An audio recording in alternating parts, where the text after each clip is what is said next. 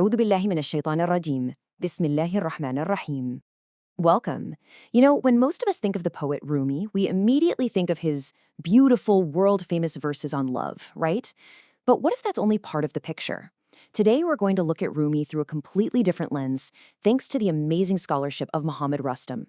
We're going to see him not just as a poet, but as one of the most brilliant interpreters of the Quran. So that really brings us to this big question, doesn't it? Is Rumi a poet of love, or is he a master interpreter of the Quran?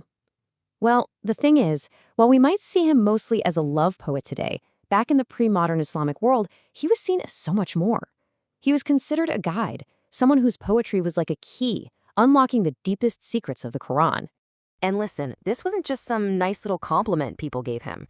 His absolute masterpiece, the Mathnui, was actually called the Quran in Persian.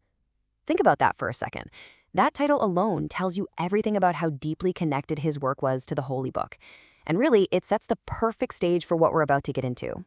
Okay, so how did he actually do this? How did he weave the Quran into his poetry so masterfully?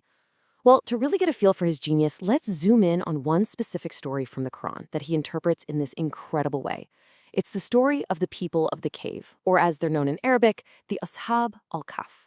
So the story itself, just on the surface level, is absolutely wild. You've got this group of really pious young people who decide to escape the worldliness of their city. They find refuge in a cave just so they can worship God in peace. And then God causes them to fall asleep for 309 years. All the while, he's protecting them, even turning them over. And here's the crazy part. To anyone who looked in, they would have looked like they were totally awake. And right there, in that story, is this one line from the Quran that seems like a total paradox. You would have thought them to be awake, although they were asleep. Now, for Rumi, this wasn't just some interesting little detail. Oh no, for him, this was the key. This was the line that unlocked a much, much deeper spiritual truth about what reality even is. And this is where we really see Rumi's genius just take off. He looks at this story and says, wait a minute, this isn't just about physical sleep versus being physically awake. No, he saw something else entirely. He realized it's about two completely different kinds of wakefulness, two different states of consciousness. Rumi has a name for this state. He calls it bidari, which means heart wakefulness. And his whole point is that these sleepers in the cave, they weren't just knocked out. They were in this incredibly deep spiritual state, totally asleep to all the noise and distractions of the world, but completely intensely awake to the presence of God. It's a state so profound, Rumi himself said you couldn't even begin to describe it in thousands of poems. And this contrast he sets up is everything. He's basically flipping our whole idea of being awake on its head. He's suggesting that what we call being awake, going about our day, eyes open, busy with stuff, is actually a form of spiritual sleep, because our hearts are asleep to what really matters. The real wakefulness, he says, belongs to the heart. Your heart can be fully awake to God even while your physical eyes are closed. And Rumi's thinking here is really shaped by a famous saying of the Prophet, peace be upon him, that goes, people are asleep. When they die, they awaken. Just think about that. It suggests that all the things we chase in this world, all our desires and ambitions, are like things we do in a dream. They feel so real at the time, but when we finally wake up, at death, we realize they were just shadows with no real substance. So who are these sleepers in the cave, according to Rumi? Well, he identifies them as the awliya, the friends of God. And here's the beautiful part. He says these spiritually awake people are not just in some ancient story. They're living among us right now. On the outside, they look just like us. They go about their lives. But on the inside, their hearts are perpetually awake in the remembrance of God and totally asleep to everything else. Okay, so let's get to the final piece of this amazing puzzle. This is where Rumi takes the physical cave from the story and turns it into a powerful personal symbol for every single one of us. In his poetry, Rumi makes this just breathtaking leap.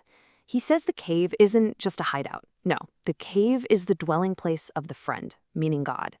And then he goes even deeper. He says the cave is you, O Master. The cave is the friend. And then he makes the connection crystal clear. Think about it. A cave is an inner space, hidden inside a mountain. Well, the heart is the spiritual center, the inner space, hidden inside a person. So Rumi teaches that the real cave, the sanctuary we should all be seeking, is our own heart. That's the place where we can meet the divine.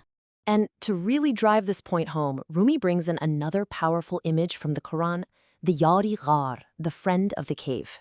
Now, this is a famous title given to the Prophet Muhammad's closest companion, Abu Bakr, when they hid together in the cave of Thawr. It's this beautiful symbol of ultimate companionship and total trust in God, even when you're surrounded by danger.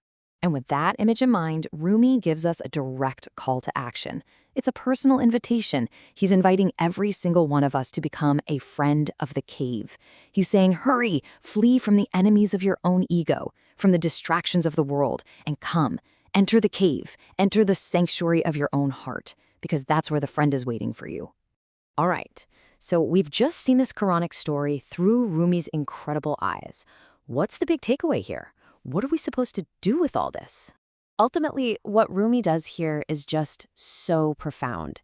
He takes a story about something that happened a long time ago and turns it into a timeless, personal map for our inner journey. He shows us that fleeing from distraction, putting the world to sleep in our hearts, and finding that true spiritual awakening, these are all steps on the path. So he leaves us with both an invitation and a question, a personal one. What might it mean for you, right here, right now, to answer that call and to enter the cave of your own heart?